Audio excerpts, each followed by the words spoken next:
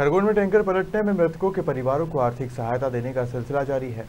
सांसद गजेंद्र पटेल अंजनगांव पहुंचे और मृतकों के परिवारजनों को सांत्वना दी। वहीं आर्थिक सहायता देने के साथ ही मदद का भरोसा दिलाया है।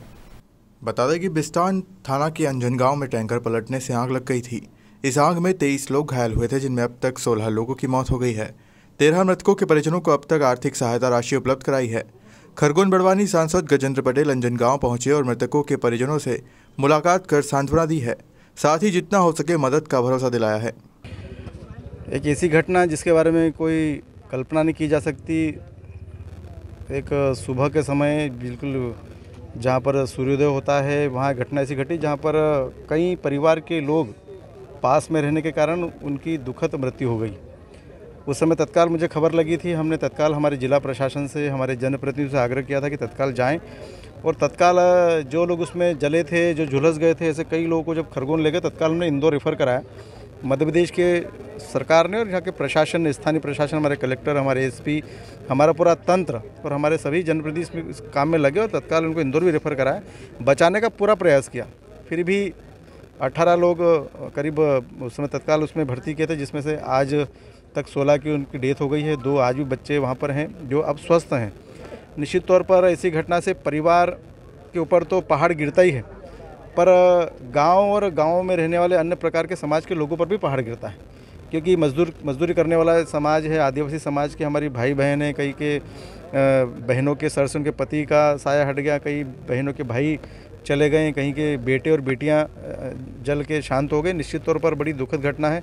इसके पूर्व हमारे प्रभारी मंत्री आदरणीय कमल पटेल जी आए थे, जिन्होंने इस गांव को गोद लिया है। विकास के रूप में इस गांव को भी हम चिन्हित करेंगे, जो यहाँ पर सुविधाएं दे सकते हैं। आंगनवाड़ी केंद्र हैं, सड़क हैं, बिजली के लिए भी हमने चिन्हित करा है। यहाँ पर प्रधानमंत्री आवास जो हितग्राही है, उसके अलावा इस घटना में जिनको पीड़ित है, जिनका नुकसान हुआ है, उनको भी प्रधानमंत्री आवास देंगे। ये तमाम प्रकार की चर्चाएं हमारा जिला प्रशासन से और मुख्यमंत्री से हो गई है।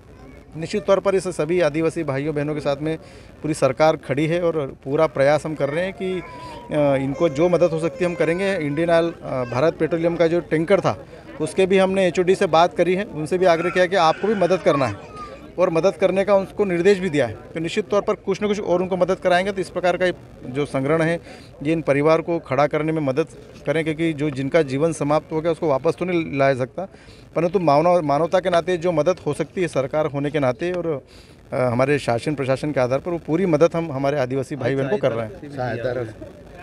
अभी 3 लोगों को सहायता राशि दी है, जो 13 लोगों को हम पहले दे चुके हैं, जिसमें से 4 लाख रुपए मृतक को हम दे रहे हैं। अभी 3 परिवारों को हमने 4-4 लाख रुपए दिए हैं और ये परिवार को इस विकट परिस्थिति में खड़ा रहने के लिए, हिम्मत देने के लिए रहें। हमने यहाँ पर स्व सहायता समूह से भोजन भी इन परिवारों को करा रहे हैं। जब तक भी ये व्यवस्था जब तक ठीक नहीं हुई, तब तक इस प्रकार की पूरी मदद हमारे स्व सहायता समूह और समाज के सब लोग इसमें कर रहे हैं। खरगोन से प्रवीण पाल की रिपोर्ट।